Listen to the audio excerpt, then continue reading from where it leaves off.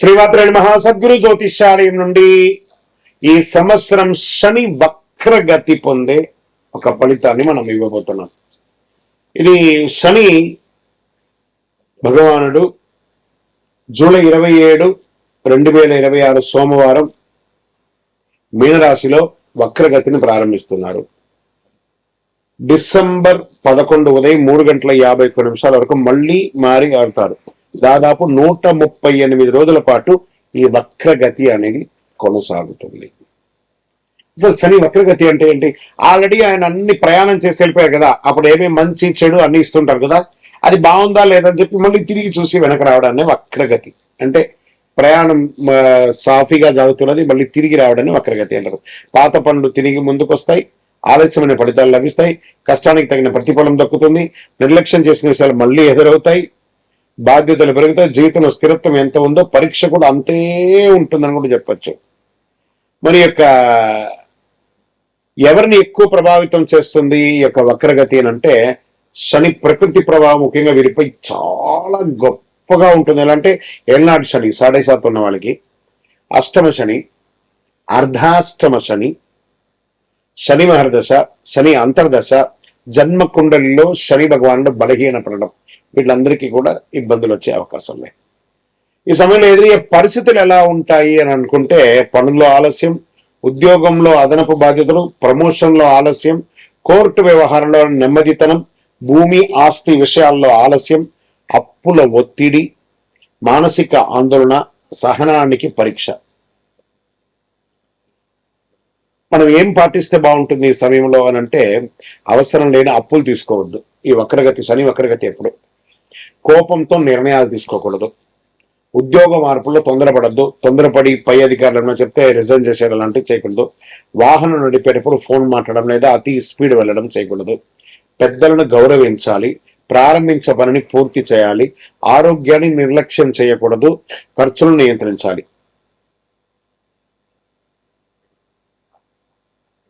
సరే, ఈ వక్రగతిలో ఎవరికైనా లాభం ఉందా?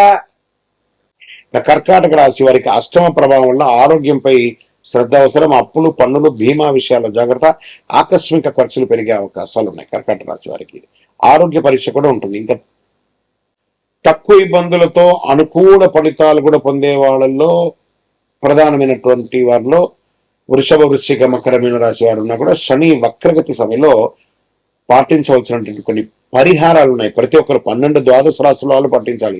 ఓం శనైశ్వరాయ నమః మంత్రాన్ని 108 సార్లు పారాయణం చేయాలి.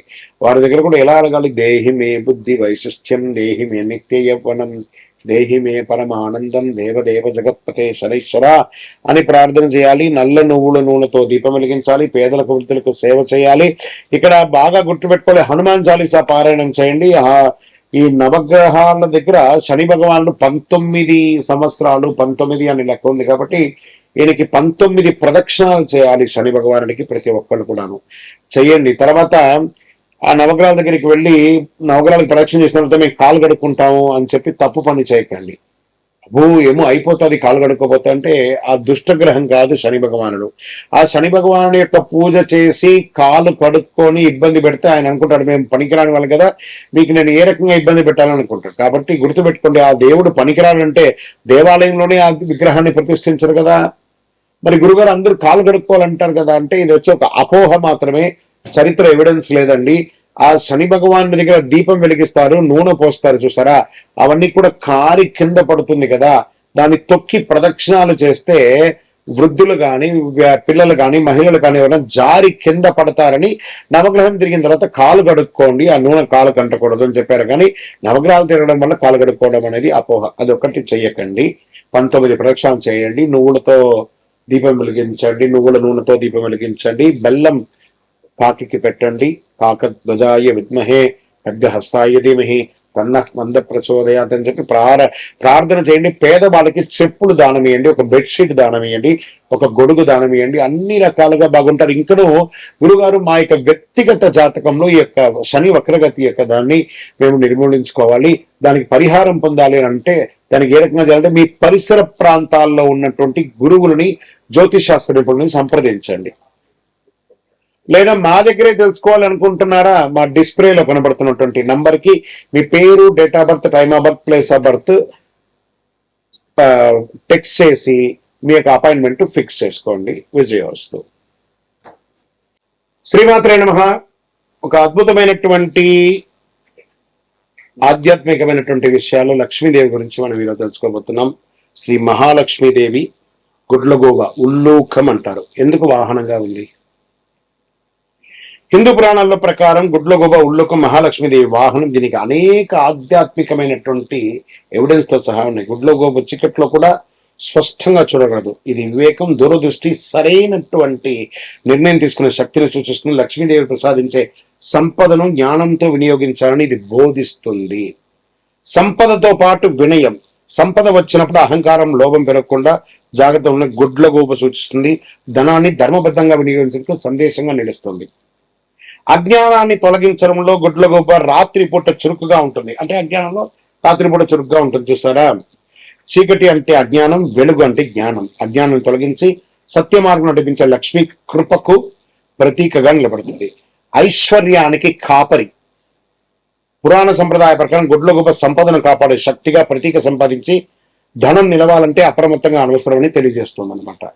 శాస్త్ర సంప్రదాయ ప్రకారం కొన్ని ఆగమ పురాణ సంప్రదాయాలు మహాలక్ష్మీదేవిని ఉల్లూక వాహిని, గుడ్లగూబను వాహనంగా ధరించినది అనే అర్థం కూడా ఉంది.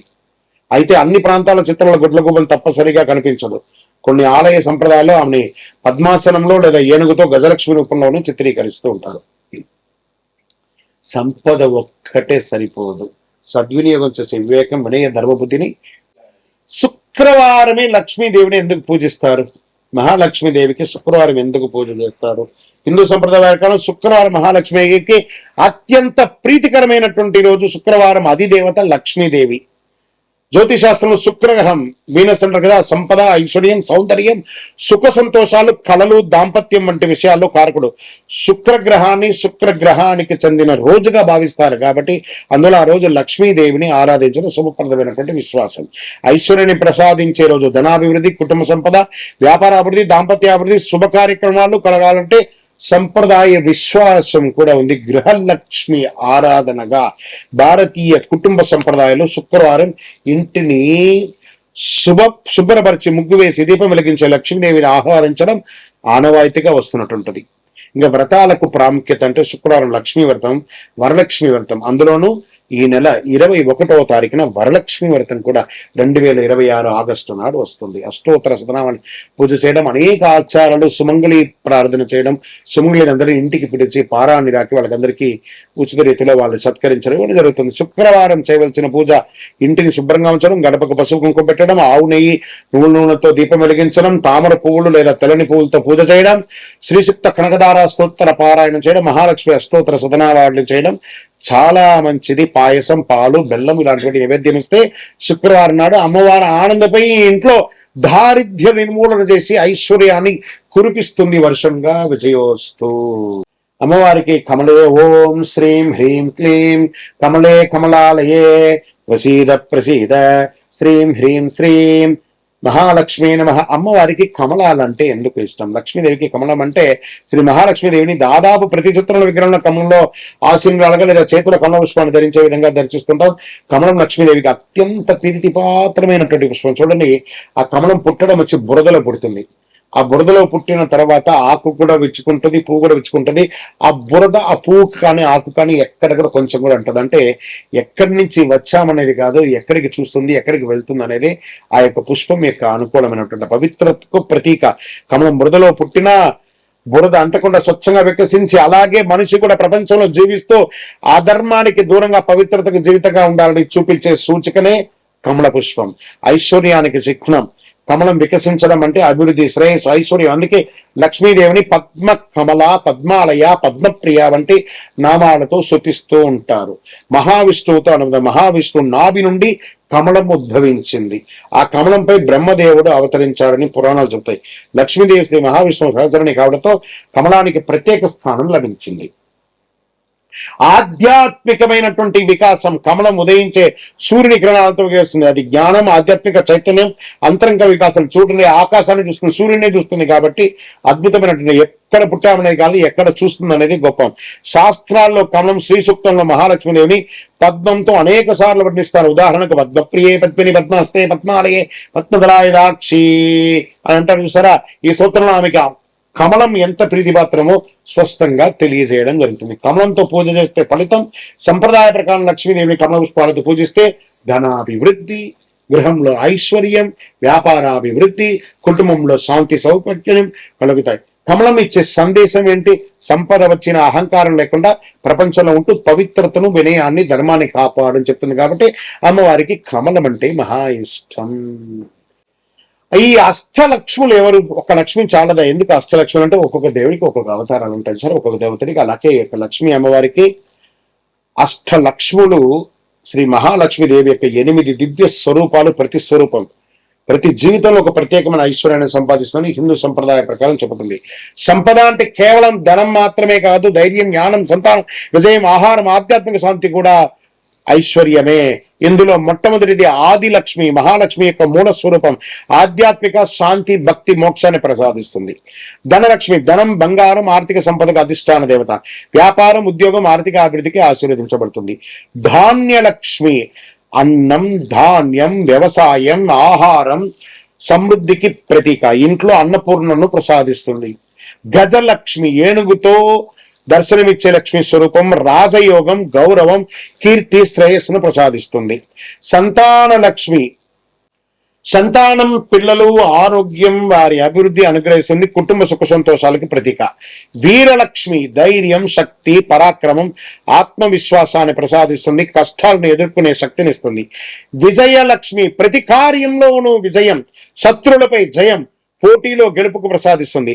విద్యాలక్ష్మి, విద్య, జ్ఞానం, కళలు, మేధస్సు, వికాసానికి అధిష్టాన దేవత. విద్యార్థులు, పరిశోధన, కళాకారులు ప్రత్యేకంగా ఆరాధించబడుతుంది. అష్టలక్ష్ముల ఆశీర్వాదం వల్ల ధనాభివృద్ధి, అన్నపూర్ణత, విద్యాభివృద్ధి, విజయం, ధైర్యం, సంతాన సౌభాగ్యం, గౌరవం, కీర్తి, ఆధ్యాత్మిక శాంతి, ఈ 8 స్వరూపాలను భక్తితో ఆరాధిస్తే సంపూర్ణమైనటువంటి అనుగ్రహాన్ని పొందుతారు. లక్ష్మీం క్షీరసముద్ర రాజతనయాం శ్రీరంగదామేశ్వరీం అని ప్రార్థన చేయండి, అనుగ్రహాన్ని పొందండి. విజయోస్తు.